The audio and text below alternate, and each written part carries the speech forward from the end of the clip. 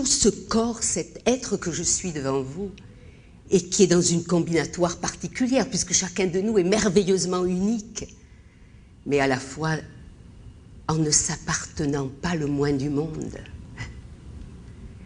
Et l'esprit de non-possession va jusqu'à cet esprit de « il n'y a rien de qui coule à travers moi qui puisse m'appartenir ». Et ça, c'est une expérience, un début d'expérience de liberté. Et vraiment, en regardant vos beaux visages, c'est vraiment, il n'y a pas d'effort à faire.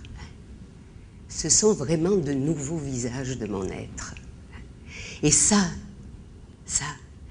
quand nous touchons cela, le monde s'agrandit. Et là aussi, déjà, nous avons, sans avoir encore abordé la question de la mort, la réponse. Comme je n'ai jamais commencé, avant que je sois, j'étais. Nous ne finirons pas dans tout ce qui est vivant, dans tout ce qui porte cette marque, cette empreinte de l'espérance et du vivant. À tout jamais jusqu'à la fin des temps, nous serons. C'est tellement évident. Il y a un organe en nous, l'organe mystique, qui est assassiné à notre époque, dont on ne permet pas du tout le développement d'aucune manière. Rien n'y fait écho, rien ne le reflète sur cette terre.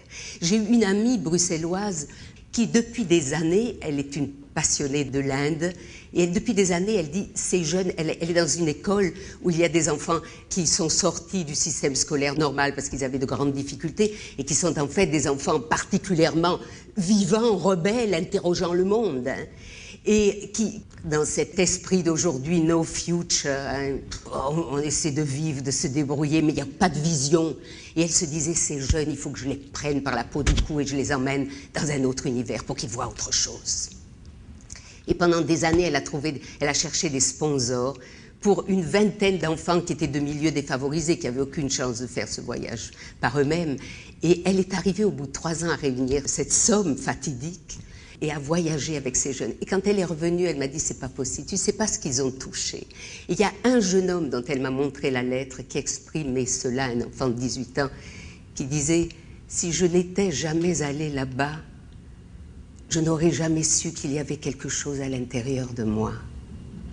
Et cette phrase, c'est tellement incroyable, c'est-à-dire, pour moi, c'est quelque chose, c'est-à-dire que nous sommes dans un univers d'un tel matérialisme, d'une telle brutalité par tant d'aspects, que notre âme n'entre jamais en résonance avec le plus fin de nous-mêmes.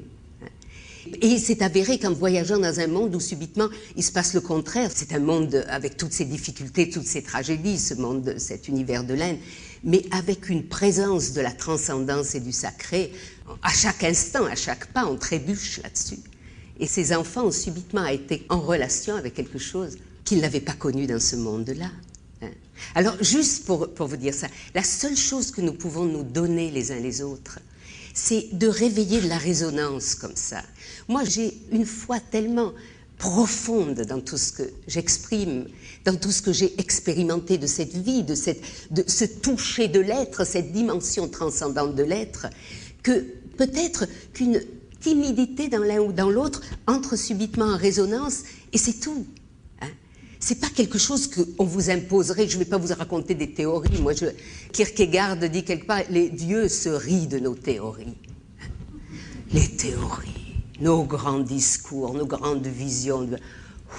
À peine je développe une théorie, une petite, parce que ça fait quand même du bien, hop, je reçois 2 gifles en sortant de la maison. Je sais immédiatement, dès qu'on a comme ça des préjugés, représentations des choses, cela est comme ça, les Chinois sont comme ça, les ceux-là sont comme ça, les hommes comme ça, les femmes.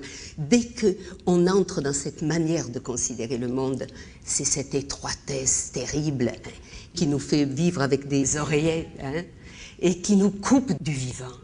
Toutes ces choses, toutes ces ornières sont terrifiantes, nous y reviendrons dans un moment. Bon, alors maintenant, nous allons quand même entrer dans ce sujet, parce que je serai capable de...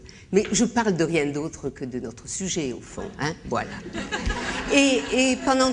Chaque fois que vous aurez l'impression que je me suis perdue, ne croyez pas, j'ai quand même mon fil d'Ariane, moi je suis une tisseuse.